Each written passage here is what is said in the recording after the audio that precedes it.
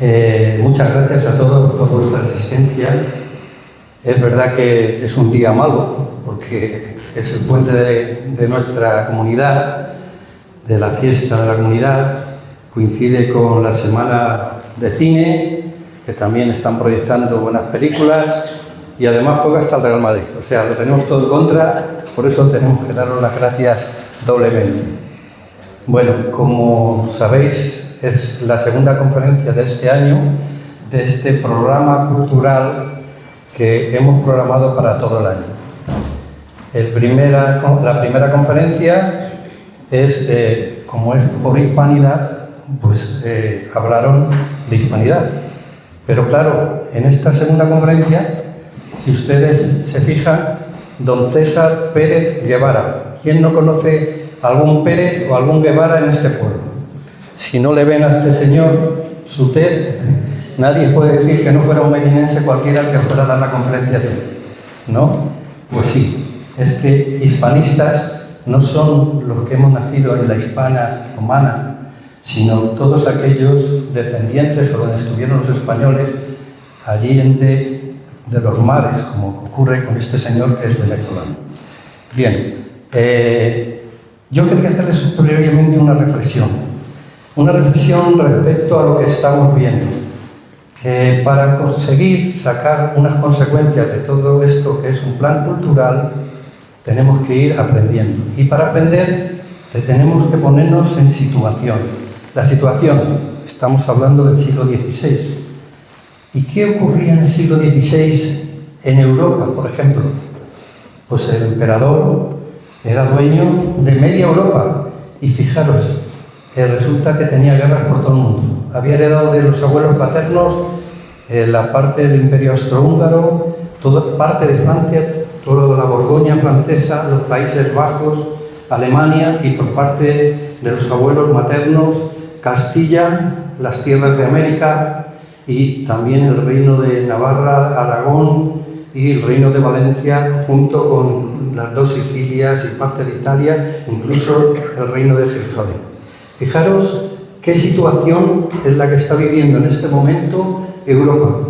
Por un lado, el turco, que quiere entrar a conquistar Europa, y Viena es la puerta de Europa. Guerras con el turco, guerras en el mar Mediterráneo, donde se refugiaban los piratas y corsarios turcos en la parte de África. Guerras con el protestantismo. Estaba Lutero, que ya estaba dando guerra, y que Juan Federico de Sajonia se une a él solo por el hecho de ir en contra del emperador, no por otra cosa. Sí, pero otra guerra más. Pero tenía a su eterno rival, a Francisco I, que aspiraba a ser también emperador, y por lo tanto otra guerra constante. Fijaros qué situación. ¿Cuánto necesitaba Europa para conseguir todo eso? Y os voy a contar una anécdota que me ha pasado no hace muchos meses, cuando preparábamos el 5º aniversario del nacimiento de Simón Ruiz, un ilustre de la villa, un señor que empezó vendiendo lana, empezó vendiendo después arte y acabó siendo banquero del rey y un mecenas. Fijaros, intentando preparar algo para hacer una recreación histórica, en el mes de agosto del año pasado descubrimos unas cartas de Simón Ruiz con otro medinense ilustre, que es poco conocido, que es Cristóbal de Mondragón, un militar que empezó de cero con el emperador, poco a poco el jefe de la diplomacia en los Países Bajos. Fue gobernador en Países Bajos y maestro de campo de los tercios españoles. Y era otro medinense ilustre. Y buscando unas cartas que sabíamos que existían, porque tenemos un archivo con Simón Ruiz que nos da una cantidad de datos que no os podéis imaginar. Son 53.000 documentos y 33.000 letras de cambio, que parece mentira lo que hay en ellos. Y descubrimos con Fernando Ramos, el historiador del museo, una de las cartas de Cristóbal de Mondragón a Simón Ruiz, en la que le pedía por favor que le cobrara unos ducados en Italia que le había dado el rey por su trabajo. Entonces se aprovechaba de que Simón Ruiz tenía corresponsales en Italia para que le hiciera esa cobro, y luego se lo invirtiera para el futuro poderse jubilar y venirse a su pueblo natal, a Medina del Campo. Cosa curiosa, que en la carta nos encontramos que dice que necesita que se cobre esos 3.000 ducados, pero al final le dice que han entrado en el castillo de Amberes y que han tenido que pasar a cuchillo a hombres, mujeres y niños. Tanto Fernando Ramos como yo nos miramos y dijimos, uff, qué salvajada, han tenido que pasar a todos. Pero claro, enseguida reaccionamos porque lo estábamos situando. No hacía más de 15 días que habíamos descubierto otras cartas que también para esa recreación del emperador que le mandaba a Simón Ruiz, diciendo que por favor le ayudara y que para poder pagar a sus tercios, que llevaban 1 año sin cobrar. Claro, habían sido prácticamente amotinados y querían no responder a defender al emperador. Y entonces es cuando nos damos cuenta que la situación hay que ponerlo en contexto. Estamos en el siglo XVI, en plena guerra con el turco, con los protestantes y con el rey de Francia. Pues es que eso es una reflexión que quiero que ustedes lleven y cuando escuchen la conferencia que la pongan en su sitio y sepan que estamos en el siglo XVI, que ahora ir a América es coger un avión y pasarte unas horas. En aquello era un sin vivir, meterte en un barcucho que a veces para conseguirlo tenían que recurrir a gente que salía de la cárcel o que había hecho alguna tropería porque no conseguían ni marineros para ello. Bueno, pues eso es la reflexión que les quiero hacer desde aquí para hoy. Hoy tenemos a don César Pérez Guevara, que nos va a hablar de lo que eran las leyes que se aplicaban en América, las leyes españolas aplicadas en América. Pero les voy a decir más, es que las leyes que se aplicaban en América se aplicaban en España. ¿Por qué? Porque eran virreinatos. Otra cosa es como nos pasa hoy en día, que llegamos al juzgado y un juez determina que le ponen 2 años de cárcel por una tropería y otro juez le puede poner medio o dejarlo libre. Pero las leyes eran las mismas. Esto es lo que nos va a contar hoy don César. Por lo cual, tengo que decir que es un especialista en Derecho, aparte de ser abogado en Venezuela, es historiador, un poco filósofo, un poco locutor, hace un poco de todo, pero es un investigador. Con él les dejo. Muchas gracias.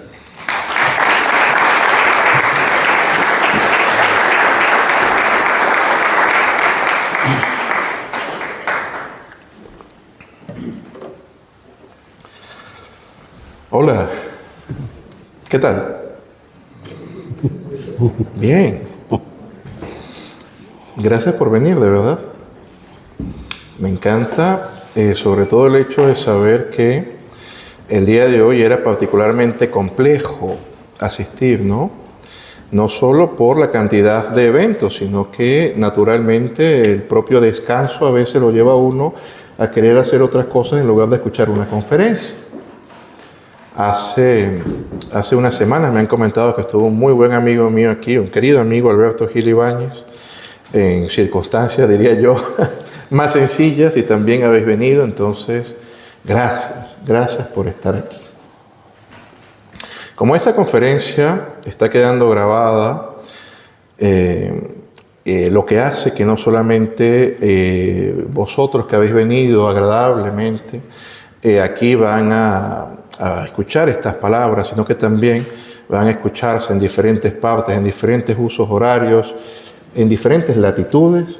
Permítanme ustedes hacer lo que siempre hago, saludar a todos los que vayan a escuchar estas palabras, a ver esta conferencia, del modo más sencillo posible. Queridos amigos, tengan todos buenos días, buenas tardes y buenas noches, desde el lugar del mundo en el cual me estén escuchando. Fíjense ustedes, esta conferencia versa particularmente sobre lo que es la presentación de mi último libro, Justicia Real en la América Española, el rey como protector de los más débiles. Vamos a escuchar nuevamente el título, ¿no? Justicia Real en la América española. El rey como protector de los más débiles. Yo creo que ya desde el título es una provocación, porque me puedo aventurar a decir que este no suele ser un título muy popular en los libros que uno suele ver por allí, y mucho menos en las cosas que uno suele ver en la tele o que uno suele ver en cualquier periódico. Al contrario, siempre se nos cuenta de alguna manera la hostilidad de una especie de régimen oscurantista que venía desde España y que era muy malo y había hecho cosas terribles en América, y que los americanos habían tenido que resistir y enfrentarse en contra de estos malvados, ¿no? De manera que el título no es en lo absoluto popular. Además, estoy hablándoles de una autoedición. O sea, el libro ha sido editado particularmente con Amazon y está es el libro más vendido en historia indígena de Amazon, lo cual para mí constituye una sorpresa. Porque, francamente, no solo es que no tiene una gran editorial detrás, sino que además tampoco el título es en lo absoluto popular. No es común. Y además de eso, me acaban de entrevistar hace unos pocos días en RTV. Eso fue lo que más me sorprendió, porque fue para hablar de esta clase de temas, y creo, queridos amigos, que hablando sobre esta clase de cosas, no es perfectamente raro que podamos pensar que eso no lo pueden pasar o no lo suelen pasar en la televisión pública. Siendo así, entonces, ¿de qué trata el libro? A ver, primero el libro constituye para mí algo particularmente importante. No es una obra de 2 meses, de 3 meses, de 4 meses, de 1 año, de 2 años. Son años de mi vida lo que yo he dedicado a estar metido en los archivos, a estar buscando documentos, a estar revisando documentos. Además del estudio de la historia, que naturalmente los profesionales de la historia hacemos en la universidad, la naturaleza, ¿no?, propia de nuestra disciplina nos lleva a estar constantemente metidos en un archivo. De allí es de donde nosotros precisamente podemos sacar entonces una serie de casos, una serie de sucesos, y conforme a ello poder, conociendo el contexto histórico, interpretar exactamente lo que estaba ocurriendo y trasladarlo.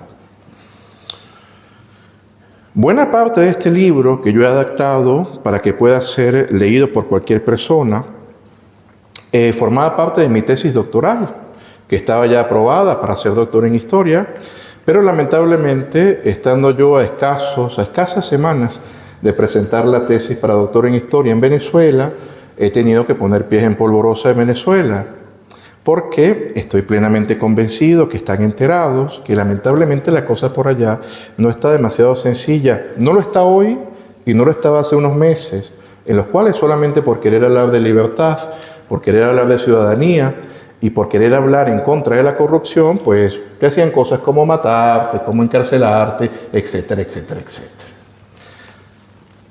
Ocurre que precisamente yo, al tener que salir de Venezuela, ya estando aquí viviendo en España, sin ningún inconveniente, me encuentro con que ya no solamente es que en América se dice que los españoles habían sido una caterva de matones, una caterva de gente malvada que había llegado a América a hacer un genocidio, a torturar, a violar, etcétera, etcétera, etcétera, sino que también lo dicen aquí, y con particular vehemencia. Luego, cuando me invitaban a conferencias, que he dictado muchísimas en España, y yo hablaba sobre las leyes de Indias, alguno que otro, quizás de un modo no concienzudo, me decía: bueno, profesor, está bien lo que usted dice, sí, esas leyes de Indias se dictaron, pero eso era papel mojado. Eso era hermoso, claro que sí, era bellísimo lo que decían, pero eso no se aplicaba. El rey estaba muy lejos. Mire usted este caso, mire usted este otro caso, mire usted este otro caso. Y solo se basaban exactamente en lo que viene a ser la parte material del caso histórico que me traían. No me decían qué pasaba después. No me decían si esa gente era juzgada, ¿no? Bueno, resulta que yo llevo años investigando en los archivos Y déjenme decirles que yo lo que me he conseguido es otra cosa. Yo no me conseguí que las leyes de Indias fueran papel mojado. Yo me conseguí una gran cantidad de procesos judiciales en los cuales nos puede parecer a nosotros algo increíble, porque estamos hablando del siglo XVI, XVII y XVIII, pero esas normas jurídicas se hacían cumplir. ¿Y cómo era eso? Bueno, resulta que sabemos nosotros, estimados amigos, que las leyes de Indias son esta serie de cuerpos normativos que son dictados a partir del codicilo de Isabel la Católica, en la cual ella pide a don Fernando II de Aragón, su esposo, y a doña Juana I de Castilla, la llamada la Loca, les pide que protejan a los indígenas, que los cuiden, porque son sus hijos, son sus siervos, ¿no? Y pues le hicieron caso. Hay veces en la historia en la que nos damos cuenta que alguien tiene pero muy buena fe y dice y muestra y señala y establece, pero lamentablemente cuando muere las cosas quedan así y se acaban. Es el caso que la portentosa, la vivaz, la increíble Isabel la Católica, que todo lo que hacía en la vida lo hacía con dos características que lamentablemente en esta época de la humanidad cada vez más las hemos perdido, que es fe y voluntad, que además yo he leído en alguna parte que dicen que es una de las mujeres más importantes en la historia de la humanidad, y yo digo, no me la minimice usted. Isabel la Católica es uno de los seres humanos más importantes en la historia de la humanidad. No solamente es que está con las mujeres y no. Es un ser humano impresionante, ¿no? Saca al mundo de la Edad Media y lo trae a la modernidad solo con fe y con voluntad. Pues como les digo, Isabel la Católica, que deja esta suerte de mandato, va a propiciar que precisamente a partir de Fernando II de Aragón se dicten una serie de cuerpos normativos. Estamos hablando de inicios del siglo XVI y una cosa que nunca había ocurrido en la historia era que un sistema político, tuviera la forma que tuviera, dictara una serie de cuerpos normativos de carácter sustantivo para proteger a los más débiles. Eso no pasaba.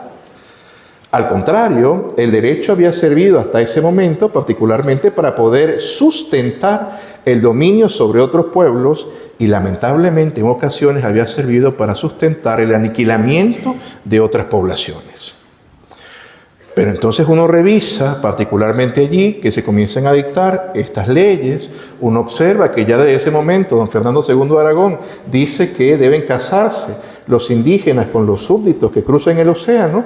Y uno dice, pero bueno, qué extraño, ¿no?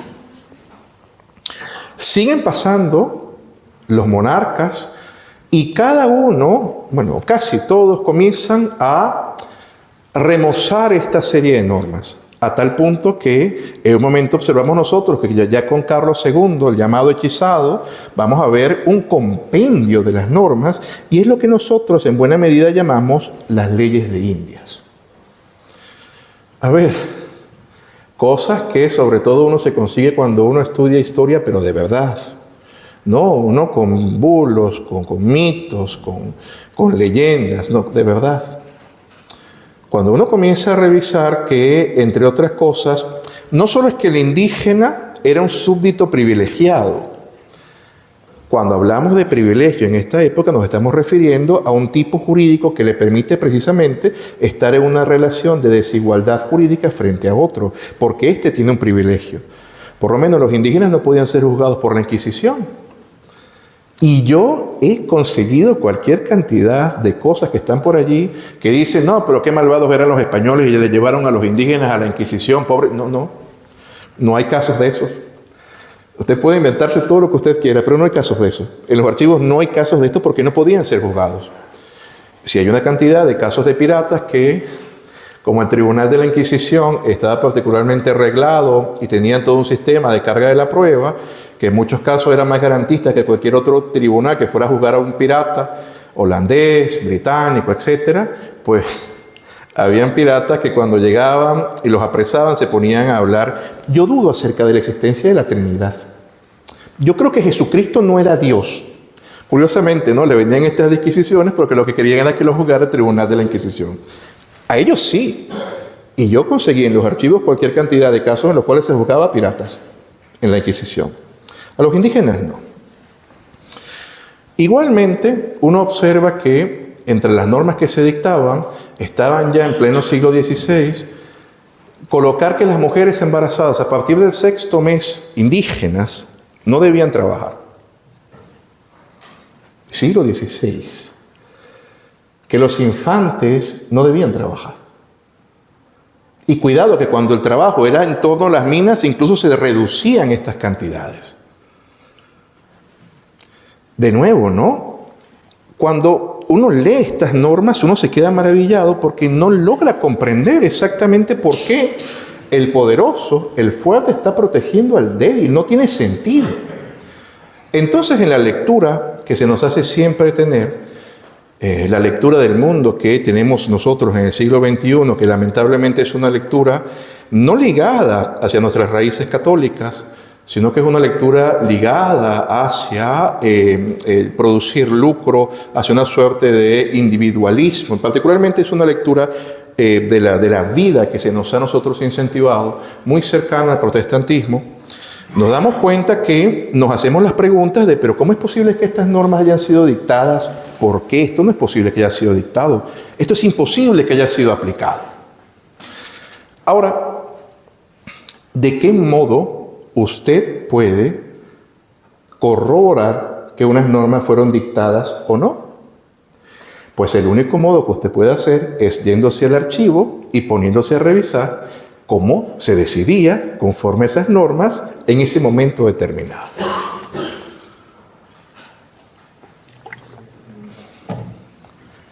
Yo fui a los archivos durante años de mi vida. Y recuerdo que, claro, siendo yo un joven profesor venezolano de poco más de 20 años, ¿no?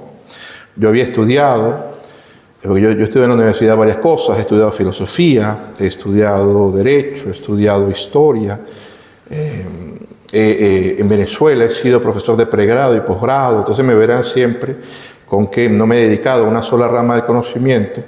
Pues a mí lo que me habían enseñado, de verdad, era que se encontraban, antes de la llegada del malvado hombre europeo, una cantidad de indígenas viviendo en América, que vivían en paz, vivían en tranquilidad, no se agredían entre ellos, vivían desnudos, la comida les caía del cielo, estaban mucho más cerca de la naturaleza que nosotros, malvados hombres occidentales, y que de pronto vieron llegar a una serie de barcos en los cuales venían unos hombres forrados en acero, viles, sin escrúpulos, lamentables, y comenzaron a matarlos, como dice un amigo Javier Santa Marta, a genocidiarlos, a hacerles cosas terribles, ¿no? Y además de eso, también los esclavizaban, los violaban, etcétera, etcétera, etcétera. Todo hasta que de pronto en el siglo XIX surge una raza diferente de hombres, unos santos libertadores que llegan y acaban con esos malvados españoles. Nosotros traicionamos a esos santos libertadores y por eso es que nos encontramos viviendo en la lamentable situación en la cual estamos. Eso es lo que a mí me habían contado. Y no solamente a mí, eso es lo que se cuenta. Cuidado, esto es lo que se cuenta y no hay manera en que tú puedas dudar en torno a ello.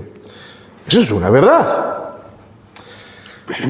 Pues yo comienzo a ir a los archivos y comienzan a alarmarme una serie de cosas. Primero recuerdo que a mis manos llegó un caso en el cual un esclavo negro denunciaba a su amo por malos tratos y le daban la razón al esclavo negro. Yo decía, esto es imposible. Pues el negro es una cosa, ¿no? ¿Cómo un esclavo va a poder ir a un juzgado, va a quejar sobre su amo y le van a dar la razón? Sigo yo observando los casos y constantemente siempre veía que particularmente era el caso de que los débiles pedían la justicia del rey en contra de los poderosos y usualmente les era concedida. Yo decía, esto no puede ser, ¿no?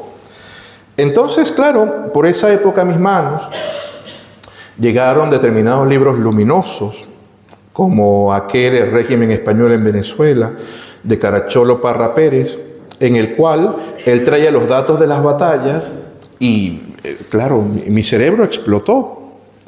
Cuando de pronto a mí me decían esos datos de las batallas, que iban por una parte miles de indígenas luchando en contra de otros miles de indígenas que eran sus enemigos y un puñado de españoles, en el mejor de los casos unas decenas de ellos. Pero ya va, a mí me habían contado que habían llegado los españoles a acabar con esos malvados indígenas, o mejor dicho, con esos bondadosos indígenas, los malvados eran los españoles, y que lo habían hecho por su gran superioridad que tenían en armas de fuego, que eso es lo que a mí me habían contado, ¿no? Me habían convencido de ello. Luego también me puse yo a analizar lo que eran las armas de fuego de la época y me puse a imaginarme el hecho de tener que meter pólvora con esa humedad en plena selva en una especie que no conocías, ¿no? Un territorio que no conocías, y comencé también a dudar un poco en torno a la superioridad en las armas. ¿Qué podía ser más efectivo? ¿Un arco que te lanzara a alguien que conocía el territorio? ¿O alguien que decía, ya, espérate un momento, indígena, voy a cargar con pólvora para poder dispararte en buena lid, ¿no? Porque tampoco era tan sencillo acertar. Luego, siempre nos contaban también algo que estoy plenamente convencido que vosotros les han contado, que es eso de que los españoles, sobre todo, pudieron mantenerse allá en las Indias, en lo que era la América española, porque se habían encargado de engañar a los indígenas, llevaban unos espejos y los indígenas estaban todos llenos de oro. Entonces les decía, bueno, indígena, tú que no sabes nada, dame esos 2 lingotes de oro, yo te doy este espejo, mira, un espejo. Y el indígena se los daba. Sé que puede parecer burdo, pero de esto se está convencido en Hispanoamérica. Luego, cuando usted revisa las leyes de Indias y particularmente se da cuenta que más de una norma se prohíbe cualquier tipo de contrato de naturaleza mercantil y civil entre indígenas y españoles, porque se consideraba que efectivamente los indígenas, al no conocer la legislación, podían ser engañados por los españoles. Y de nuevo, usted no consigue ningún caso práctico en el cual efectivamente haya llegado un español con un espejo y le haya dicho, indígena, toma, espejito, dame el oro. Como les digo, yo seguía revisando los archivos, seguía luchando en contra de todo ello que se me había presentado, ¿no? Pero luchando como hacía el prisionero que se escapaba de la caverna de la que hablaba Platón en el libro 7 de la República, ¿no? Que de pronto se liberaba, dejaba de ver sombras en la pared y salía por fin a ver exactamente las verdaderas ideas. Y en mi cabeza constantemente estaba siempre una suerte como de dictamen popular. De nuevo, esto también se dice.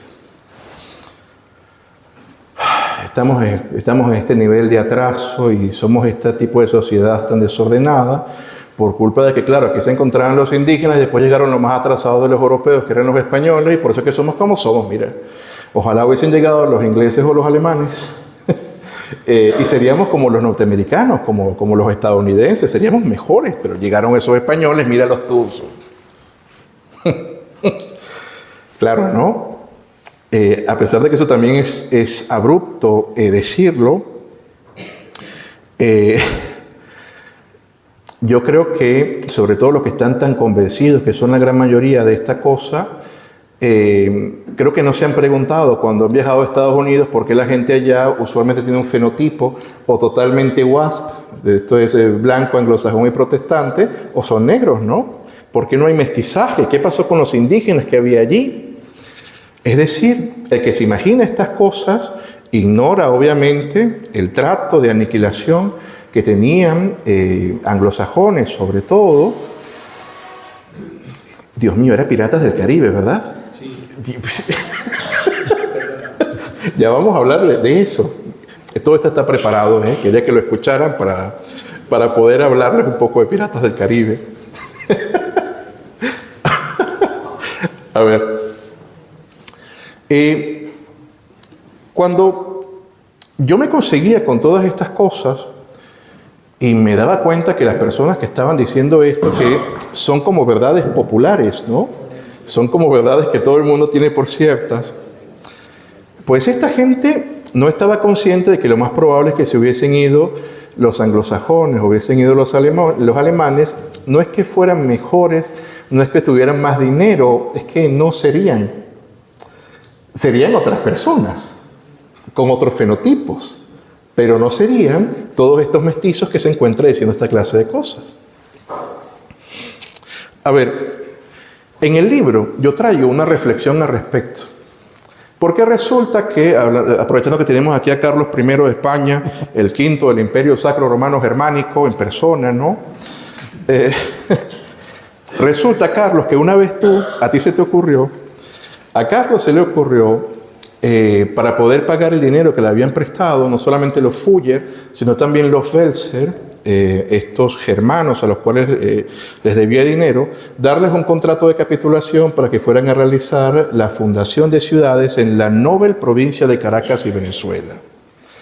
Entonces sí, en un momento fueron alemanes a llevar adelante el proceso de fundación, pero debo comentarles que no salió demasiado bien, porque el caso está en que los Welser se portaron muy mal. Los Welser se encargaron de esclavizar todos los indígenas que podían, se encargaron de realizar fundaciones ilegales de ciudades, se encargaron de ocultar aquello que conseguían, y además era tal la tiranía que los Welser establecieron, particularmente en lugares como Coro, que en provincias semejantes las cosas podían estar 5, 6, 7, 8 veces más económicas en virtud del acaparamiento que habían hecho ellos. Era tal el desastre que tuvieron que quejarse ante la Real Audiencia de Santo Domingo. Y fue allí donde el obispo, don Rodrigo de Bastidas, fue directamente desde la Audiencia de Santo Domingo a tierra firme a acabar con esto, y por hacerles el cuento corto, en pocos años terminó demostrándose que los Welser, al haber vulnerado el contrato de capitulación, el mismo era nulo. Por esto, esta cláusula en derecho, que es la exceptio non adipleti contractus, es la excepción del contrato incumplido. Como está incumplido el contrato, es nulo, y por lo tanto la provincia de Caracas o Venezuela otra vez pasó a ser de dominio de la corona. Si yo coloco en el libro, bueno, chicos, alguna vez fueron alemanes a realizar el proceso de colonización y la cosa no salió demasiado bien. Entonces, por lo menos les tengo un caso. No es que vayamos a decir que todos los alemanes se comportan de ese modo, pero bueno, tenemos un caso en el cual todo aquello que ustedes desean y que ustedes quieren no salió demasiado bien. Muy bien.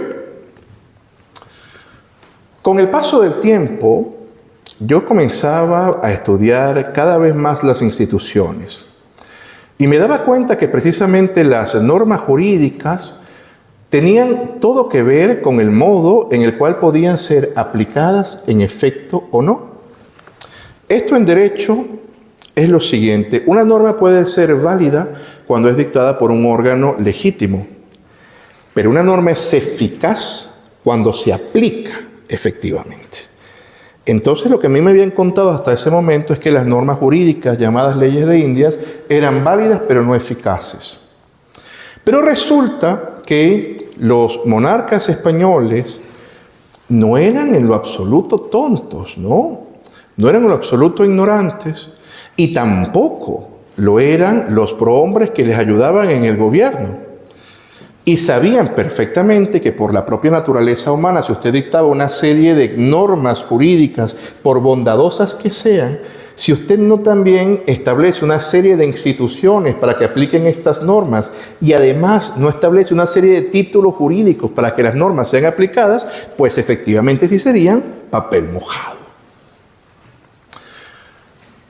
De manera que comenzamos a observar no solamente el Consejo de Indias, que fue particularmente importante, sobre todo para grandes casos en América, sino también la figura de las reales audiencias de cada uno de los lugares en los que estaban, ¿no? Entre ellos la Real Audiencia de Santo Domingo, la Real Audiencia de Caracas, y uno se da cuenta de que la Real Audiencia, dependiendo exactamente del modo y el caso que adoptara, podía actuar incluso como si fuera el rey en persona. Que yo más o menos les explico en el libro los tipos de reales audiencias que había, las virreinales, las pretorianas, y había reales audiencias que cuando hablaban, no solo es que hablaban como si fueran el rey, tenían nada más y nada menos que el poder de su majestad que se lo había otorgado. Muy bien, tenemos entonces órganos que también están los ayuntamientos, también están los visitadores de indios. Hay una serie de instituciones que se encargaban de que las cosas funcionaran, a tal punto que estoy plenamente convencido de que todos ustedes habrán escuchado que alguna vez hubo una guerra entre conquistadores en contra de la corona, ¿no? Porque particularmente los conquistadores querían desnaturalizar instituciones tales como las encomiendas que habían sido dictadas para una cosa en particular. El rey les dijo, así no se puede hacer, pues nos vamos a la guerra. Entonces la guerra era los indígenas con el rey de España y con los otros que estaban apoyando a la monarquía frente a los conquistadores que querían hacer las cosas como querían. Pero de eso no se habla. Eso no se cuenta, ¿no? Bueno, yo seguí analizando, seguí estudiando y comencé a observar una serie de títulos de pretensión que servían no solo para acabar con el malvado que se portaba mal. A ver, estoy plenamente convencido de que en esa época hubo una gran cantidad de personas que iban de cualquier parte de la península ibérica y tenían la peregrina idea de abusar de un indígena. Y algunos lo hacían. Claro que sí. El tema está en que se les aplicaba la ley. Ahora, ¿hubo algunos que no se les aplicó la ley? Sí, siempre ha habido criminales que son increíbles para vulnerar la ley. Ahora yo les pregunto a ustedes, cuando ustedes revisan las noticias y de pronto ven en tal parte de Medina del Campo alguien robó, en tal parte de Madrid alguien estaba vendiendo droga, en tal parte de Valladolid alguien mató, ¿ustedes son capaces de pensar que toda la sociedad es asesina, es violadora o es vendedora de droga? Se los pongo mejor. Si dentro de 2000 años, bueno, estoy hablando mucho, si dentro de 500 años sus descendientes comienzan a decir, mira, aquí está el caso de este delincuente que vendía droga y que además mataba gente. Y claro, es que el propio sistema, no es que las normas estaban allí, se acataban, pero no se cumplían. Toda esa gente de hace 500 años no eran más que unos vendedores de droga, unos narcotraficantes o unos ladrones. Yo creo que ustedes no estarían contentos, ¿no?, con que sus descendientes pensaran estas cosas de ustedes. No estarían contentos con que se tomaran las excepciones que siempre van a vulnerar la norma para pretender de alguna manera demostrar que las normas no se cumplían. Porque siempre va a haber gente que incumple la norma. Eso quiero que ustedes lo tengan en cuenta. Pero de pronto yo revisaba casos como el de Francisco Fajardo, que para mí es algo muy importante. Francisco Fajardo era hijo de un conquistador llamado Francisco Fajardo y de una cacica indígena, Guayquerí, ¿no?, que se había bautizado, se llamaba la cacica Isabel, y se había casado con Francisco Fajardo. De manera que cuando usted veía a Francisco Fajardo, usted no estaba precisamente viendo un hombre blanco. Usted estaba viendo un mestizo a inicios del siglo XVI. Y bueno, su madre, la cacica Isabel, era de los guayqueríes, le había dicho que ellos vivían en las islas porque habían sido sacados, habían sido expulsados del continente por una serie de indígenas salvajes de etnia caribe que eran terribles y eran espantosos, y había entonces pasado a llamarse, en donde ellos vivían, el Valle del Miedo. Imagínense. Naturalmente, Francisco Fajardo, cuando creció, tomó totalmente toda su identidad hispana y desarrolló una serie de expediciones para poder llevar adelante la fundación de ciudades en ese Valle del Miedo. A Francisco Fajardo lo traicionó uno de sus camaradas, ¿no?, que le tenía envidia por todos los logros que él siempre conseguía. Y eso es lo que se dice hasta allí. Mira, hasta Francisco Fajardo, que era mestizo, lo mató un español. ¿Te das cuenta? Es que todos son malos, todos son terribles. Si uno sigue viendo el caso, el que mató a Francisco Fajardo se le abrió un procedimiento y como se encontró que era culpable, se le condenó a muerte y se le ejecutó. Ahora, la principal autopista de la ciudad de Caracas, la ciudad en la cual yo nací, se llamaba Autopista Francisco Fajardo. Obviamente haciendo alusión a este verdadero venezolano, ¿no?, este mestizo.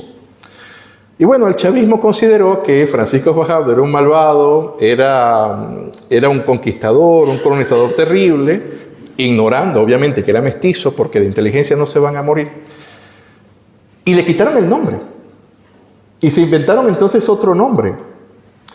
Y yo, que particularmente nunca me ha gustado quedarme con aquellos que se inventan cosas, cuando a mí me entrevistaban, yo daba la opinión y exactamente explicaba, esto no es más que un acto de gran ignorancia, porque este señor era mestizo y ese señor realizó la fundación nada más y nada menos que de los albores de lo que hoy en día es Caracas.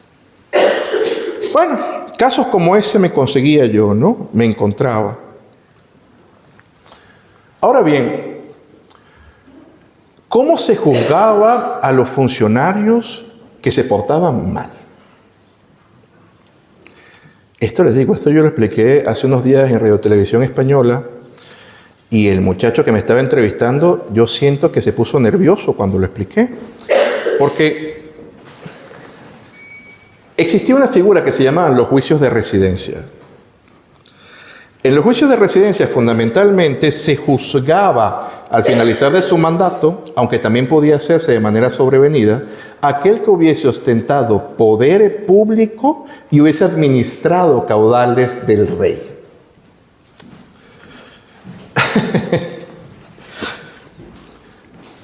Resulta que cuando se juzgaba a estas personas, en virtud del procedimiento de residencia, si se encontraban culpables, no solo es que se le podía poner una pequeña pena de cárcel, no. Se les quitaban los bienes, siglo XVI, siglo XVII. Y cuando era particularmente culpable, se le condenaba a muerte por ejecución. Sí, nosotros que usualmente vemos con condescendencia a esos hombres que vivieron hace tantos años y que decimos, no, es imposible que aplicaran la ley mejor que ahora, nosotros que somos tan avanzados en el siglo XXI, pues a los corruptos los trataban de esa manera, ¿no? Entonces, yo en el libro traigo un fragmento en el cual de hecho me planteo esto, porque si bien es cierto, los historiadores, cuando nos encargamos de analizar los hechos históricos, lo hacemos comprendiendo el contexto histórico en el cual fueron establecidos y por tanto podemos interpretarlos así. También en los ejercicios de historia jurídica, sobre todo cuando queremos de alguna manera entender instituciones y comparar lo que es el análisis de la ley y cómo la ley ha ido avanzando o no, podemos ver qué ocurría anteriormente con nuestras instituciones. Entonces yo digo, deberíamos recuperar los juicios de residencia. Hoy en día los juicios de residencia parecen una reliquia del pasado, pero su espíritu y propósito sigue siendo más relevante que nunca, pues como mencionábamos en líneas anteriores, al estar viviendo el mundo hispano, una época en la cual los políticos y administradores públicos suelen salir impunes tras cometer actos de corrupción y malversar fondos, en más de un dicho lejano de chance y chascarrillo, los conocedores de esta institución convenimos en que debería recuperarse. Es maravilloso imaginar un mundo hispano en el cual cada político al terminar su mandato sea sometido a un juicio exhaustivo donde tenga que justificar cada acción y cada gasto público. ¿Cuántos de ellos pasarían la prueba sin consecuencias? Estoy hablando de historia, ¿eh? Esto es historia hispana. Esto pasó, esto se hizo. Bueno, yo traigo ejemplos en el libro, por lo menos en el siglo XVIII, a inicios del siglo XVIII, en todo lo que es este proceso de reformismo borbónico que lleva adelante, iniciando Felipe V, ¿no? Él manda a don Pedro José de Olavarriaga, un prohombre de la época, a realizar un análisis de qué estaba pasando en tierra firme. Los que estén familiarizados un poco con la geografía de Sudamérica sabrán que al norte de Sudamérica existen una gran cantidad de islas y no todas esas islas eran españolas. Había islas en las cuales iban los señores piratas que iban, por eso mismo, todo estaba preparado. Iban señores piratas allí a hacer las cosas que hacían los piratas, ¿no? Esas cosas que son tan simpáticas como cortarle la nariz a las personas, las orejas, violarlos a todos, sacarles las entrañas, robar, matar. No son simpáticas. Porque hoy en día hay películas de piratas en las cuales son los héroes y son simpáticos y nos gustan y nos agradan a todos. Y los malos, adivinen quiénes son. Los que los perseguían. ¿Y quiénes los perseguían? Sí, nuestros antepasados, los de todos. Curioso, ¿no? Curioso como es la narrativa, y la música es excelente, así que tranquilo. Bueno, cuando se da cuenta Felipe V, la administración borbónica, de que efectivamente el contrabando está propiciando que las provincias no evolucionen, no prosperen, sino que más bien está haciendo que muchos contrabandistas sean ricos, y estos contrabandistas eran o los blancos criollos, los oligarcas criollos, o incluso también estos señores de otros credos, establece la Real Compañía de Caracas, ¿no? Y manda a un hombre muy fuerte, a uno que había sido un gran guerrero en Urgel, llamado Cañas Merino, para que se encargue de perseguir y acabar con los contrabandistas. Cañas Merino, nombrado capitán general de Venezuela, era particularmente un hombre muy importante, había sido un gran guerrero y se consideraba un gran político. Y cuando llega, en poco tiempo acaba con el contrabando. Pero se da cuenta que el contrabando es un gran negocio. Entonces, a partir de ese momento, el único que podía hacer contrabando era él y sus amigos. O sea, a ese nivel, ¿no? Es uno de los casos más dantescos que yo he revisado en los archivos. Además, como el hombre era particularmente bestial, observamos nosotros que se encargaba de abusar de los vecinos honestos que se quejaban, mancillaba doncellas porque el señor tenía de todo, y además era muy sádico en contra de los animales. Yo nunca he conseguido en ninguna parte a alguien que hiciera carrera de gatos. No sé si me están entendiendo. Carreras de gatos. Odiaba a los gatos, los cogía del pescuezo, amarraba una gran cantidad y los arrastraban en una carrera terrible en la cual los masacraba.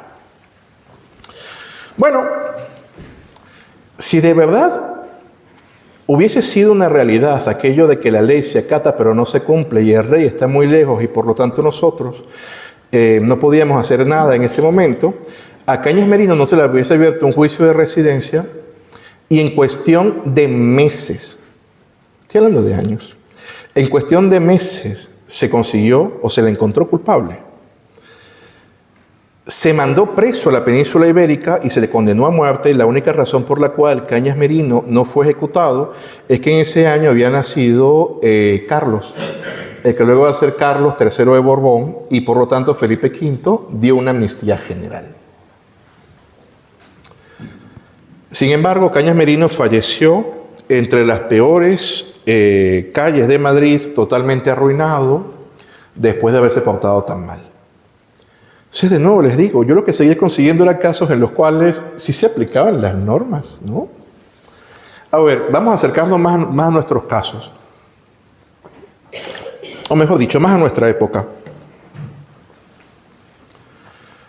Resulta que los Borbones, Carlos III y Carlos IV, dictaron una serie de cuerpos normativos interesantísimos, ¿no? Carlos III para América, y luego este mismo se aplicó también, Carlos III para España, y luego se aplicó también en América. Cuando me refiero a España, me refiero a la península. Las reales cédulas de gracias al sacar, que no sé si las habrán escuchado porque no suelen ser demasiado populares. Unas reales cédulas en las cuales se permitía francamente el avance social de determinadas personas si eran exitosas en la vida política, ¿no? Y en la vida económica y en la vida social en general. Esa es la razón por la cual conseguimos nosotros, por lo menos el caso de las hermanas Bejarano.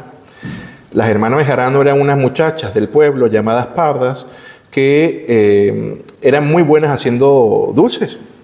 Son unos dulces increíbles que todo el mundo les quería comprar dulces, ¿no? Y por este motivo hicieron una gran cantidad de dinero y entonces ya eran señoras. Pues resulta que los oligarcas criollos, es decir, estos que vivían allí y eran descendientes de los conquistadores y además de esto, decían que sus mujeres eran primas de la Virgen María, lo decían. Se encargaron de atacar a las hermanas Bejarano diciendo que ellas no eran ninguna señora porque ellas no eran más que unas señoras oscuras del pueblo. Y hay un documento en el Archivo General de la Nación de Caracas firmado por don Carlos III diciendo, miren señores, aunque no sean blancas, ténganlas por blancas porque yo lo digo, don Carlos III, firmado. Y esto es muy interesante, porque yo en el libro les traigo un escrito jurídico en el cual se interpreta el concepto o el análisis que debía hacerse de blanco en el momento. Y usualmente era no estar emparentado con musulmanes, con judíos, etc. O sea, la diferencia que se hacía en el momento era así. Y por lo tanto, cuando el rey dice esto, lo hace para acabar con este tipo de discriminación que había en contra de las hermanas Bejarano. Es un caso divertidísimo, un caso que me encanta. Yo cierro el libro con un par de casos que a mí me tomaron años de estudio, sobre todo porque estaban mal archivados y no los conseguía, y no sé si alguno de vosotros es historiador, pero cuando uno está revisando algo en un archivo y uno no lo consigue, y uno busca, y uno dice voy a seguir buscando, y uno busca, cuando por fin consigues el documento, lo consigues mal clasificado, es una alegría tal que de hecho pueden observar que la portada del libro es el documento. Yo me sentí tan feliz en ese momento al conseguirlo que le tomé una foto y dije, esto tiene que ser la portada cuando esto se publique, porque me costó muchísimo. Miren, ¿os imaginaréis vosotros que a finales del siglo XVIII, para una mujer en estas provincias de ultramar de la monarquía hispánica, un vestido era algo importante? Yo sé que puede parecer una fruslería, sé que puede parecer incluso una suerte de acto de vanidad, ¿no? Lo decimos nosotros que hoy en día tenemos iPhone, que tenemos Twitter, tenemos Instagram, que tenemos una gran cantidad de cosas, ¿no? Y que además han pasado una serie de situaciones con el paso de los años que nos han llevado a tener otra concepción de la vida. Pero resulta que a finales del siglo XVIII un vestido era algo importante. Y además de eso, había vestidos que incluso podían ser tan costosos por el modo en el cual eran hechos que incluso podían costar lo mismo que un esclavo. O sea, imagínense ustedes el precio. Bueno, como allá lo que ocurrió fue el mestizaje, un señor llamado Juan José López de Ochoa había sido enviado para ser notario en la ciudad de Valencia de allá, no la de aquí. Y apenas llegó, se encontró con una mulata de caminar sinuoso, de proporciones espléndidas, de mirar diáfano, y dijo, pues me caso con esta. Entonces se casó con Isabel María Páez, que pasó a ser entonces Isabel María Páez de Ochoa. Si este cuento hubiese ocurrido en el mundo anglosajón, les aseguro que tuviéramos cualquier cantidad de películas al respecto, pero como pasó con nosotros no tenemos ni idea. A ver. Siempre le regalaba bellos vestidos Juan José a su esposa Isabel María Páez. Hermosos vestidos. La llenaba de detalles. Pero cuando Isabel iba a la iglesia, tenía que ver a sus vestidos arruinados porque había sido un privilegio que se habían auto-otorgado los oligarcas criollos, el hecho de que el momento de la misa solamente sus mujeres podían arrodillarse en un tapete. Los demás tenían que hacerlo en el suelo. Los caminos eran de tierra. El transporte era de tracto sanguíneo, que ustedes observarán cómo los caballos y cómo los burros y cómo las mulas ensucian con frecuencia, ¿no? Y además, en esa ciudad, siempre en la mañana había una tenue llovizna, lo que hacía que ustedes se imaginen cómo estaba el suelo. Un día, Isabel María Páez dijo, me cansé, yo me voy a llevar mi tapete, me voy a arrodillar en el tapete porque no voy a dejar que se me arruine otro vestido. Y se llevó a su hermana María Francisca a misa. Es curioso porque en el expediente no aparece que el esposo haya ido ese día a misa. Estaría ocupado, no sé, el esposo no fue, Juan José no estaba. Y en plena misa, esta muchacha se arrodilló en el tapete junto a María Francisca. Esto nos puede parecer algo como anecdótico, bueno, se habrán enfadado, la demandaron. El síndico procurador del Ayuntamiento de Valencia la demandó de un modo bastante interesante.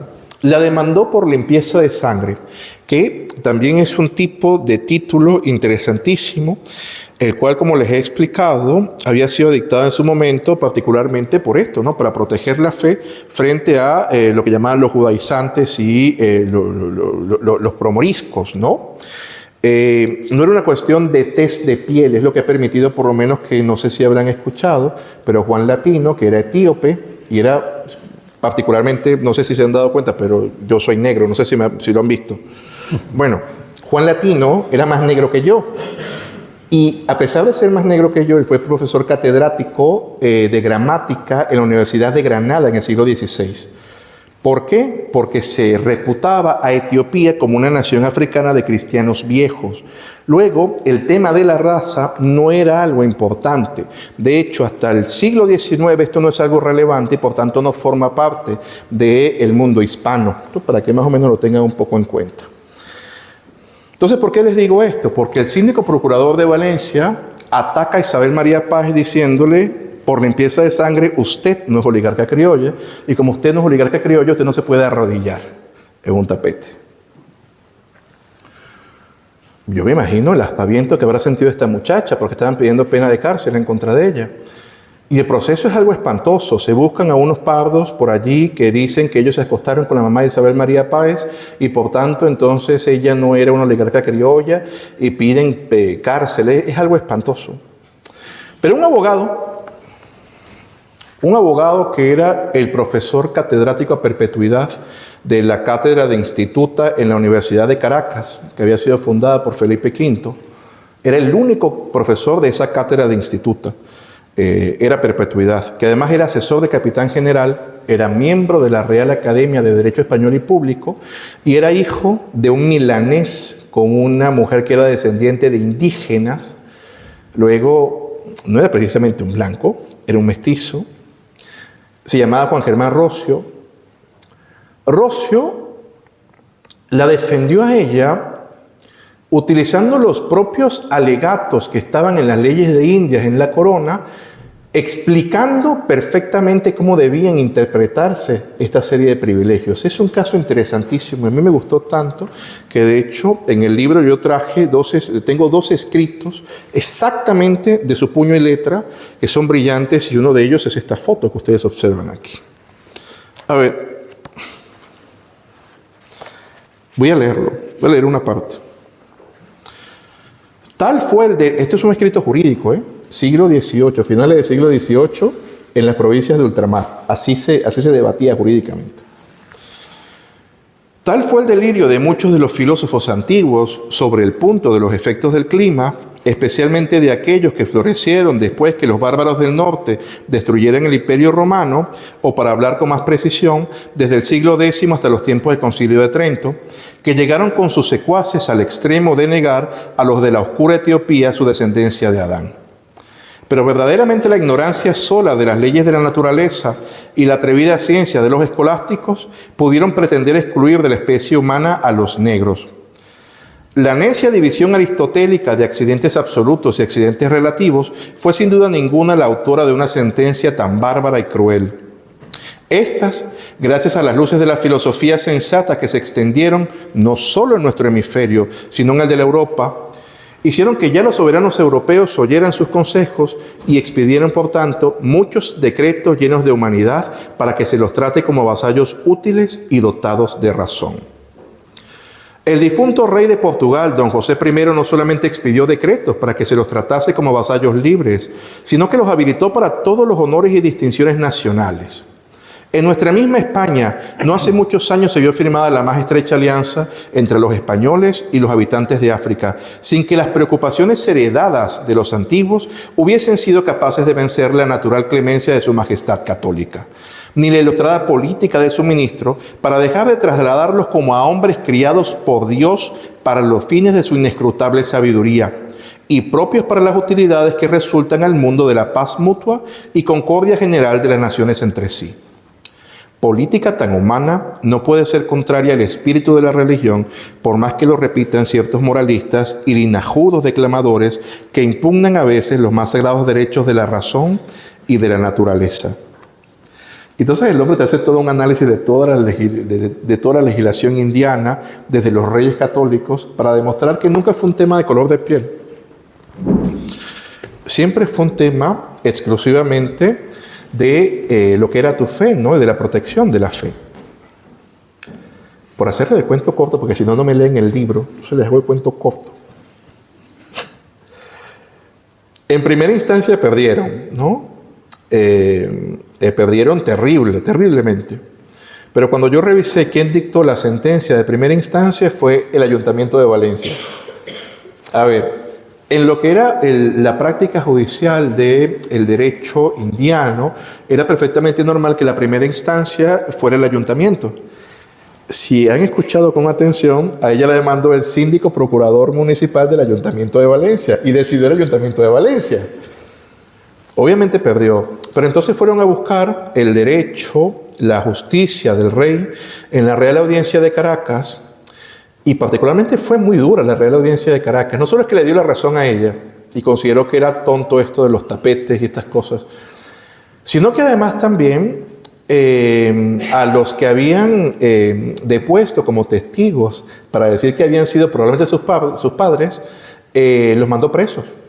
Les puso pena pecuniaria, una multa gigantesca, y los mandó presos. La Real Audiencia de Caracas, que cuando usted observaba tenía hombres tan brillantes como don Antonio López de Quintana, que fue uno de los grandes juristas de la época y luego pasó también aquí a ser uno de los principales miembros del derecho en la península ibérica. El último caso, que es interesantísimo, viene producto de este. Resulta que el abogado que les estoy comentando, Juan Germán Rocio, al decir todas estas cosas y obtener la victoria, hizo que los optimates, los oligarcas criollos, no se lo tomaran muy feliz, ¿no? Y por ese motivo observamos nosotros que se abrió el ilustre Colegio de Abogados de Caracas y a partir de ese momento todos tenían que registrarse allí. Y cuando el doctor Rocio fue a inscribirse, llevó su, vamos a decirlo, su carpeta, ¿no? Con sus documentos. Aquí están todos mis documentos. Le dijeron, esto es como insuficiente, doctor. Tiene que ir a Milán, que está ahorita en guerra, a buscar fotos compulsas de estos documentos que no se ven demasiado claros. Y en general comenzaron a dudar todos sus documentos. Naturalmente el doctor Rocio dijo que iba a ir ante la justicia del rey, y por hacerles el cuento corto, que si no, no me leen el libro, al final observamos nosotros que en pleno año 1800 el fiscal de la Real Audiencia de Caracas, ostentando, ¿no?, lo que es este derecho consultivo del rey, por tanto, bajo el auspicio de la Real Audiencia, consideró que al doctor Rocio debían incluirlo en el ilustre Colegio de Abogados de Caracas. Esto en contra de todos los oligarcas criollos que estaban enfadadísimos desde el ilustre Colegio de Abogados de Caracas. La ley se acataba, pero también se cumplía. Queridos amigos, 300 años de estabilidad, que fueron los 300 años de mayor estabilidad en la historia de Hispanoamérica, no se logran con leyes que no se cumplan. No hay manera de que esto sea así. ¿Que hubo gente que se portó mal? Claro. Hoy en día que hay gente que se porta mal. Por algo están en las prisiones, están en las cárceles, ¿no? Pero hacemos nosotros un flaco favor al estudio de nuestra historia si seguimos propagando esta ingente mentira totalmente ajena a lo que encontramos en los archivos, de que las leyes se acataban pero no se cumplían. Que poco tiempo después se fracturó el mundo hispano y que nacieron una serie de repúblicas hispanoamericanas balcanizadas de lo que alguna vez habían sido las provincias de ultramar, sí. Pero eso no tiene absolutamente nada que ver con eso. Al contrario, explica muchas cosas. Fíjense ustedes que el rey, como les digo, estaba siempre inmerso en la vida de aquellos que vivían en América. Son muchos casos, incluso para cosas que nos pueden parecer verdaderas fruslerías, como por lo menos cuando los oligarcas criollos, los blancos, le negaron a, cuando me refiero a los blancos me refiero a los mantuanos, este grupo oligárquico importante, como cuando le negaron por lo menos al padre de Francisco de Miranda utilizar un bastón de mando, el bastón de mando de las milicias de blancos. A ver, el papá de Miranda también era probablemente en cuanto a tez más blanco que ellos, era descendiente de vascos que habían ido a las Islas Canarias y luego para allá. Y de hecho, los oligarcas criollos se lo negaron en virtud de que decían que era blanco, pero en la orilla. No podíamos decir que ese era un blanco como nosotros que somos hijos de los conquistadores, ¿no? Y de nuevo, yo conseguí el documento en el cual el rey dice, señor, ese hombre vos el bastón de milicia de blancos porque yo, el rey, don Carlos III, así lo digo. El rey entonces siempre estaba en cada uno de los aspectos de la vida y cuando se rompe la monarquía hispánica y las provincias de ultramar se fracturan y se comienzan a dar este modo de gobierno republicano, comprenderán que obviamente hay una situación de caos y de crisis y veremos surgir la figura del caudillo. Porque cuando estábamos en la etapa en la cual estábamos todos unidos, el rey de alguna manera servía como árbitro para evitar el abuso de unos frente a los otros.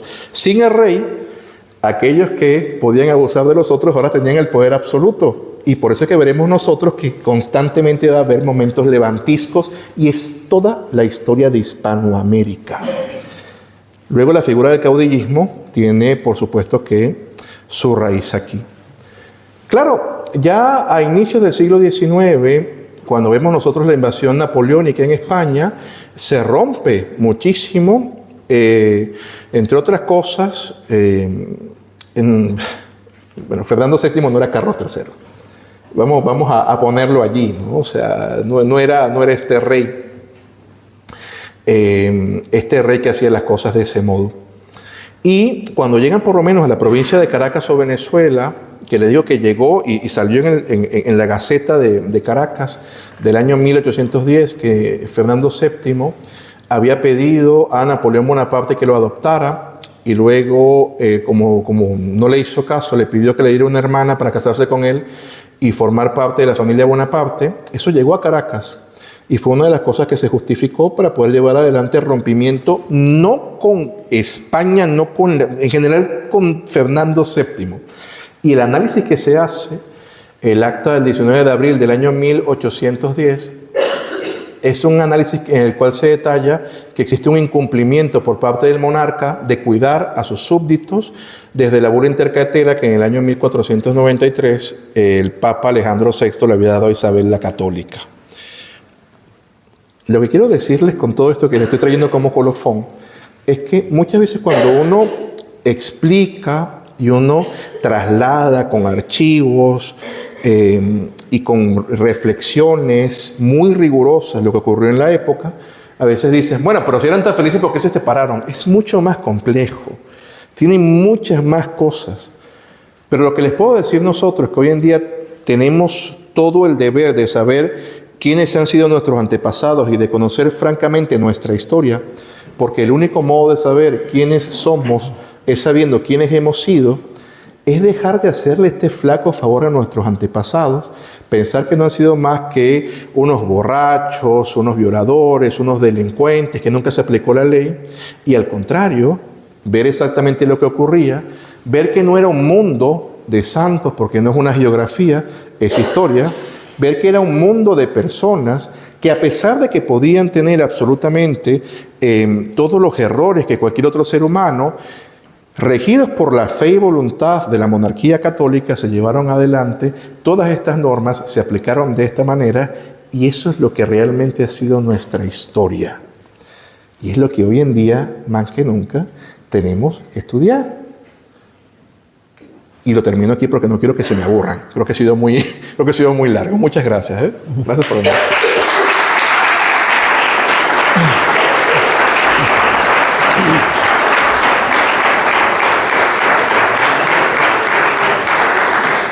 Muchas gracias, César.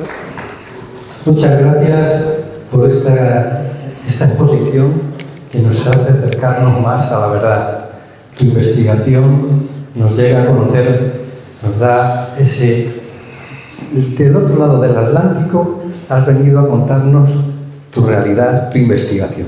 Eso es importante. Y termino con la reflexión del principio. ¿Cómo nos ganaron a los españoles? Con los tercios no podían, ya lo demostraron. Entonces nos ganaron con la imprenta, con esas exposiciones de la imprenta que decían que cortábamos cabezas y que todavía hoy mantenemos con esto, ¿no? Pues así nos ganaron, pero no con la guerra. Yo he demostrado que en nuestra época las guerras estaban en Europa. Efectivamente, sí, efectivamente. Bueno, pues muchas gracias a todos por asistir y ahora os vamos a decir dos cosas. El que quiera tiene el libro de César ahí y se lo podrá firmar. También vamos a pasar a un turno de preguntas. Si alguien quiere preguntar algo, le paso el micrófono y acto seguido quiero agradecer por un lado al señor Lamas, presidente de este círculo, que nos permite realizar aquí las conferencias, por lo cual muchas gracias y que también le va a entregar un obsequio a César, igual que nuestra concejala, Olga Mohino, que también le va a entregar una letra de cambio de las que hemos hablado, que tenemos 33.000 en el archivo de Simón, que es Patrimonio de la Humanidad. Qué bueno. ¿Cierto? Entonces, cuando queráis, y pasamos al turno de Pedro.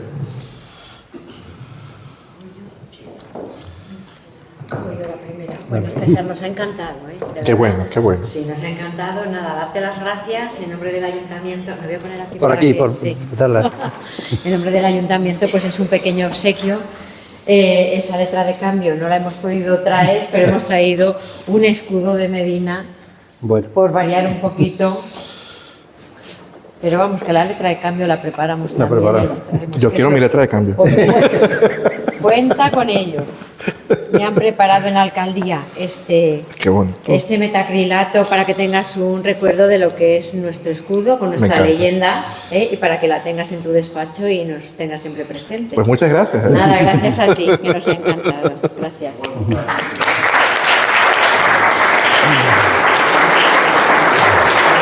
Ven para aquí, ven para aquí. Y dejen que llegue mi letra de cambio, les mando una foto de mi letra de cambio. No lo olvido. Pasa por aquí. Buenas tardes a todos. Querido amigo, yo creo que el casino es un centro totalmente abierto al conocimiento que hombres como tú están haciendo porque entendamos mejor el mundo hispano. Yo creo que este espacio ha sido, partícipe junto con tus palabras de algo que necesitábamos saber, de que las dudas ya son menos. Y estoy seguro que dentro de el mes que viene, que es otro viernes, como todos ya saben, pues seguro que tendremos menos dudas. Bueno, el casino ha tenido un pequeño detalle para que recuerdes que nuestros vinos también son importantes, ¿no? Y te vamos a hacer el regalo de este estuche de buenos vinos. Pues muchas gracias. Para que tú puedas también disfrutar, porque no solamente es esta vida es amar, también se puede disfrutar de eso. Y luego, como presidente del casino, y como soy escritor, pues quiero tener la deferencia de que tú puedas también tener un libro personal mío, pues para que puedas disfrutar y conocer un poco mejor la historia de Medina, que también es importante, no solamente del mundo hispano, porque Medina tiene desde luego tantas raíces que una de ellas es el hispano, pero otra también es nuestras raíces. Por lo tanto, darte la enhorabuena y pensar que eres un amigo y además un buen conocedor de nuestra historia. Muchas gracias.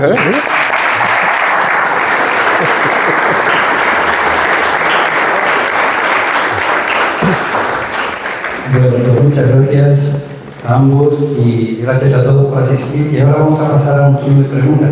Pero antes no quiero olvidar una cosa. Hemos pensado que si alguno de vosotros quiere cenar luego aquí en el mismo casino con César y con algunos más que le vamos a acompañar un poco más en pequeño comité, pues puede hacerlo.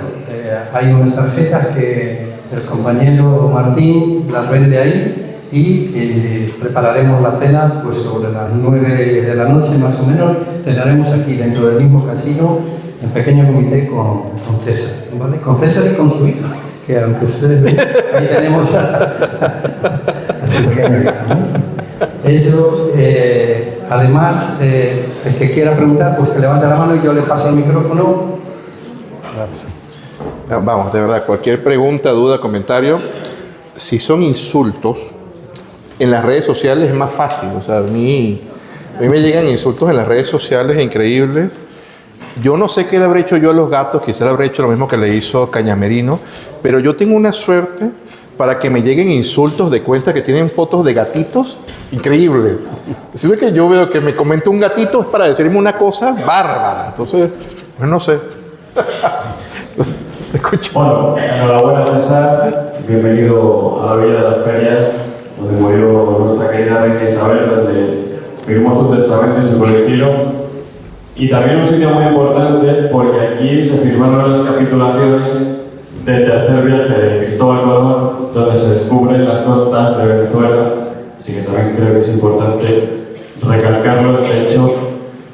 Y yo te quería preguntar sobre un personaje que yo creo que no tiene nada de cariño, o no sé si tendrás algo de cariño, ¿no?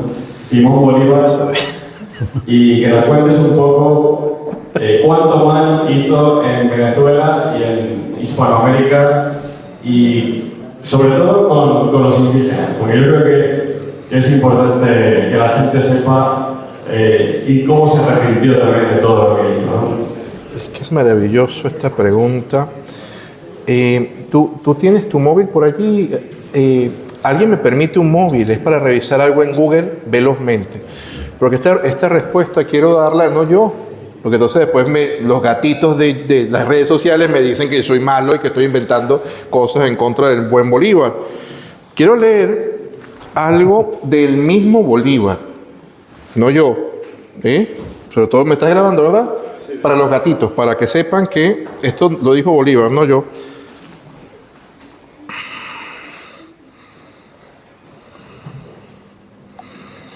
Esta carta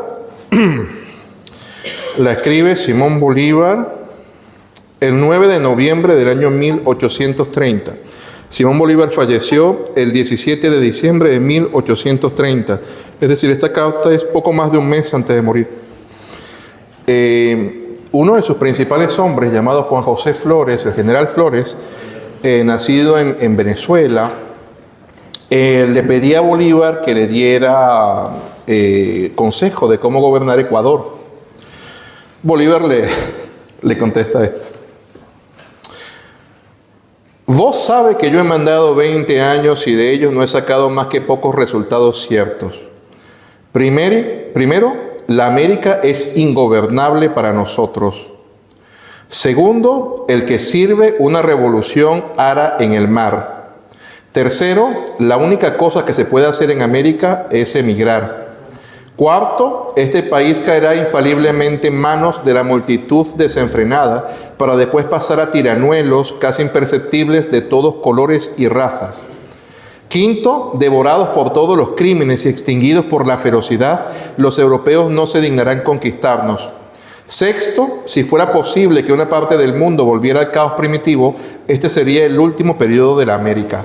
Simón Bolívar. Luego, gracias. Luego, Bolívar escribe eso cuando ya la salud le falla por completo y él está emprendiendo un viaje por el río Magdalena esperando que le llegue el pasaporte para poder irse a Europa a morir exiliado y olvidarse de todo. Le expulsaron de Venezuela. Simón Bolívar, más que expulsarlo, Bolívar es un personaje muy complejo que me tomaría a mí mucho más de 15, 20 minutos, es muy complejo, pero en realidad este es un hombre de ideas revolucionarias francesas, lo llamaban jacobino, porque particularmente era muy sanguinario. Recuerda que en el año 1814 tendremos nosotros el decreto de guerra a muerte, en el cual él manda pasar por las armas a los españoles. Todos eran españoles en ese momento, pero él llamaba a los españoles, a los peninsulares y canarios, a los canarios también los diferenciaba. Entonces, en el decreto de guerra-muerte de 1814, que nos hacían aprendernos de niños a los venezolanos, todavía nos hacen aprender de niños, él decía: españoles y canarios, contad con la muerte, aun cuando seáis indiferentes y no obráis activamente a favor de la causa republicana. Sí, lo que hizo que en ese mismo acto mandara a matar a más de 800 personas, como no había pólvoras, con armas blancas. Y el único pecado que tenían era que habían nacido en la península ibérica o en las Islas Canarias. Amén de ello, el tema está en que entonces este modo tan violento de hacer las cosas hizo que obviamente destruyera toda una élite, que destruyera en general todo un sistema, haciendo que en una carta, bueno, no vamos a ponernos a leer cartas, pero hay una carta de 1822 que le envía a su tío Esteban Palacios, diciéndole: usted está vivo, qué maravilla, qué sorpresa, porque esto es un desastre, aquí todo el mundo está muerto. Entonces, claro, cuando tienes este planteamiento y luego instauras una república a palazos, a martillazos, a machetazos, te vas a conseguir con que no va a funcionar, que todo va a ser un caos, todo va a ser anárquico, todo va a ser terrible, ¿no? Que es exactamente lo que estaba pasando en esa época. Entonces, si además de eso pretendes de alguna manera, como dice Bolívar en el discurso de Angostura del año 1819, que tengo un trabajo publicado al respecto en el cual digo: Bolívar no sabía lo que decía o mentía, porque claramente esto no puede funcionar. Él dice: hay que tomar todos los republicanos del sistema inglés. O sea, barbaridades así como estas, ¿no? Y entonces se pretende acabar con la institucionalidad hispana llevando adelante un calco del modelo o del cesarismo francés, de Napoleón Bonaparte particularmente, o quién sabe qué cosa se le ocurriría sobre Inglaterra. Eso no funciona, eso es un caos, eso lo que hace es crear de nuevo mayor conflictividad social, porque como vengo contando, teníamos un sistema en el cual el rey servía como árbitro y todo se manejó durante 300 años en paz. Sacas al rey de la ecuación, caos. Entonces a Bolívar se le ocurre una cosa muy interesante, terrible, pero muy interesante, que es que escribe una constitución. Escribe una constitución para el Perú, luego para el separado estado de Bolivia. Y en la constitución él establece que el presidente es vitalicio y hereditario. Es divertidísimo, de verdad. O sea, yo me imagino la cara que habrán puesto los hombres de la época cuando este hombre lleva años diciendo que está en contra de los reyes y acaba de escribir una constitución más monárquica, con más poder, de que Fernando VII pudo tener nunca. Entonces, claro, si seguimos a los autores, a los hombres de la época que lo conocieron, por lo menos Sir Robert Kerr Porter, Louis Perú de la Croix, el mismo San Martín, Bolívar decía y se ufanaba de que esa constitución era la solución a todos los problemas porque era una monarquía sin corona. Entonces, claro, revientas el sistema monárquico, revientas las instituciones de ultramar, se hace un sistema particularmente corrupto con los amigos y de los amigos que habían realizado el desastre que fue la guerra, ¿no? Y luego entonces, a pesar de que esta constitución que pretendes establecer es claramente autoritaria y monárquica, en el resto de planos la constitución carece totalmente de privilegios y todos son ciudadanos con igualdad ante la ley. Revientas el modelo hispano porque los indígenas tenían sus tierras y estaban protegidos. Y esa es la razón por la cual tú vas a revisar que, de nuevo, estudiando el doctorado de historia, o sea, cuando yo veía eso yo decía, pero es que no se dan cuenta, o sea, ¿qué está pasando algo que no nos están contando? En la batalla de Carabobo, que es la que se dice que establece la república en Venezuela, los que están luchando del lado republicano de Bolívar, más allá de sus lanceros y estos hombres, es la Legión Británica. Y los que están protegiendo la retirada de los ejércitos de rey son indígenas y negros. ¿Por qué los indígenas y los negros estaban protegiendo a los que se supone que son los malos españoles? Claro, porque les estás quitando todos los privilegios. Y de nuevo, privilegios no pueden entenderse en una concepción vulgar como cosas buenas que te dan. Privilegios jurídicos que te permitían a ti mantenerte en el sistema. Entonces, claro, indios como el caso de José Dionisio, se rebelaron en contra del sistema republicano hasta bastante entrado el siglo XIX. Entonces Bolívar es una figura una figura compleja, complicadísima, que nos han enseñado como una suerte de figura angelical, y que hay un culto exacerbado a la personalidad en Hispanoamérica, y es un error. Porque claro, no podemos ir en el pasado, no podemos viajar al pasado y pretender que las cosas hayan sido diferentes, pero no nos ayuda en lo absoluto tampoco que nos estén contando que algunos que no fueron particularmente ángeles, fueron ángeles, porque tenemos ese gran problema. Porque recuerda que hoy en día muchas veces las repúblicas hispanoamericanas están montadas sobre la tesis del gendarme necesario, una tesis decimonónica en la cual necesitaban a un hombre fuerte que justificara todo, Bolívar. Pero claro, la tesis del gendarme necesario necesita un arquetipo del mal, los españoles, y la hispanidad en general. Entonces, bueno, a mí se me ocurrió, porque yo de verdad que yo creo que antes de ser padre yo era muy valiente. Ahora no, ahora de verdad, chicos, cualquier cosa la podemos hablar, pero yo, por favor, mis hijos me necesitan. Yo publiqué a los 26 años en Venezuela, Bolívar debe morir. Eso fue un problemón. Porque yo básicamente lo que decía en ese trabajo, que era un trabajo desde la filosofía de la historia, era que teníamos que estudiar al personaje de carne y hueso. No podíamos seguir estudiando a ese espectro que nos habían vendido. Eso me trae una cantidad de problemas, y hay unos señores que no les gustan que les digan cosas, y bueno, en fin, más o menos por allí. Es lo máximo que puedo resumir. Al final acabó Hispanoamérica de querida fragmentada y pobre. Cuando él lo que quería era una gran América. No me busques la lengua. Bueno, pues os vamos a dejar porque está la semana de cine, no queremos intervenir tampoco y hay muchos que tenéis el abono. El que quiera luego acompañarnos en la cena a las 9. Pero firmo libros aquí ahorita entonces. Y ahora va a firmar los libros aquí a la mesa. El que quiera, se va. Gracias. Muchas gracias a todos. Dime que tienes una pluma, porque he dejado la pluma. Será sobre enfermería. Disculpa. También llevamos enfermedades a América. No, llevamos cosas buenas y cosas malas. Entonces será sobre enfermería. El próximo 29 de mayo. Si no cambia nada, a las 20 horas, porque ya nos hemos visto obligados a cambiar 2 veces por las circunstancias, a las 6. Muchas gracias a todos por asistir. Oye.